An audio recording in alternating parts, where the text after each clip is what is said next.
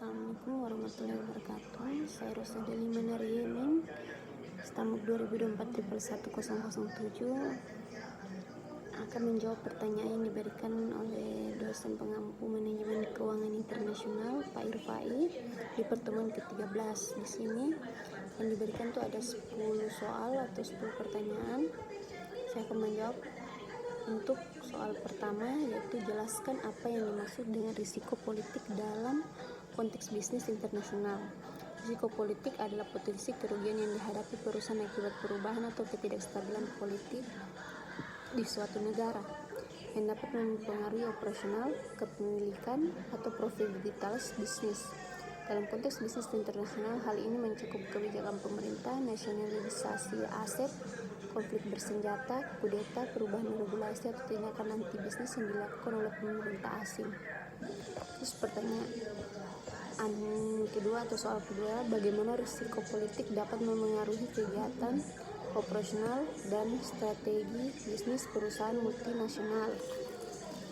Risiko politik dapat berupa pertama itu mengganggu rantai pasok dan distribusi, mengakibatkan penyitaan atau nasionalisasi aset, menyebabkan peningkatan biaya operasional karena perubahan regulasi, mempengaruhi keputusan investasi dan ekspansi, memaksa perusahaan mengubah strategi pemasaran, manajemen SDM, atau bahkan menarik diri dari pasar tertentu.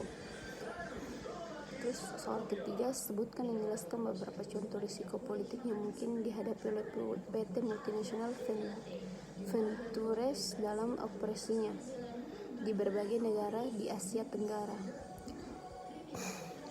Contohnya itu, perubahan kebijakan pajak di Indonesia dapat memengaruhi profitabilitas, ketegangan politik internal di Myanmar yang bisa menyebabkan gangguan operasional, protes besar-besaran di Thailand yang dapat memengaruhi stabilitas pasar dan logistik, kebijakan proteksionisme di Malaysia yang membatasi ekspor impor barang, korupsi atau ketidakpastian hukum di berbagai negara yang menurunkan kepercayaan investor. Terus soal keempat, bagaimana perusahaan dapat mengidentifikasi, mengevaluasi, dan mengelola risiko politik yang mungkin terjadi.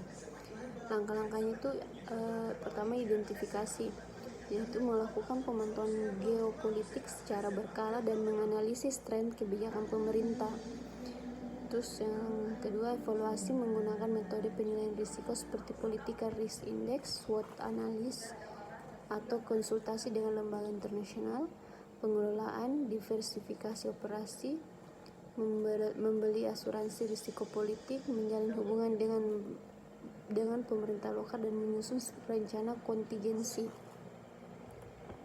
Terus soal kelima, apa peran manajemen risiko politik dalam menjaga stabilitas dan kelangsungan bisnis perusahaan multinasional di pasar internasional? Manajemen risiko politik membantu mengurangi ketidakpastian yang dapat mengganggu kegiatan operasional, menjaga kelangsungan bisnis dengan menyiapkan respons cepat terhadap perubahan situasi, meningkatkan kepercayaan pemegang saham dan mitra bisnis, menjaga kestabilan arus kas dan reputasi jangka panjang. Terus soal ke-6, sebutkan beberapa strategi yang dapat digunakan oleh PT multinasional Ventures untuk mengurangi risiko politik dan melindungi operasinya dari dampak negatifnya.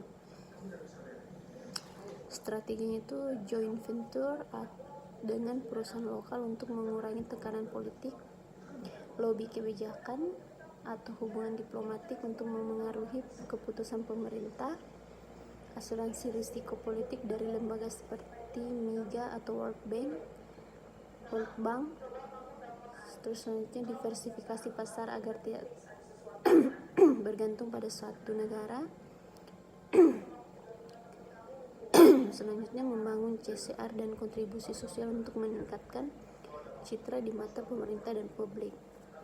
Terus soal ke-7, bagaimana risiko politik dapat berdampak pada citra dan reputasi perusahaan di pasar internasional dan bagaimana perusahaan dapat mengatasi dampak tersebut. Dampaknya dituding sebagai eksploitatif atau tidak sensitif terhadap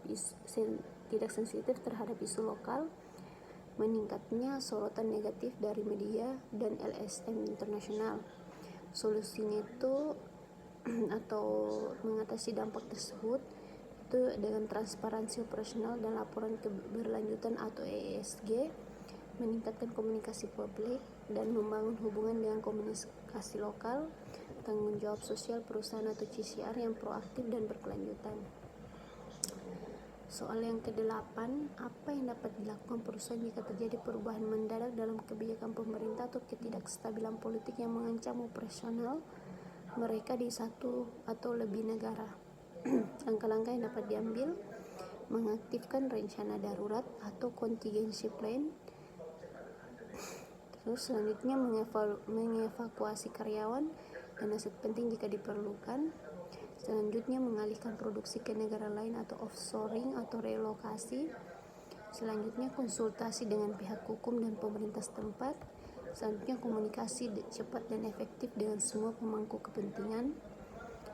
Terus soal yang ke-9, mengapa penting bagi PT Multinational Ventures untuk memiliki rencana darurat atau cadangan terhadap risiko politik yang mungkin terjadi?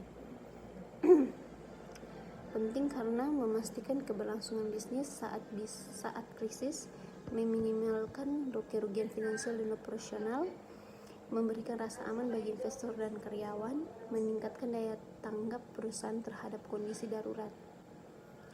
Pertanyaan atau soal yang ke-10, bagaimana hubungan antara mitigasi risiko politik dan kinerja keuangan jangka panjang perusahaan multinasional?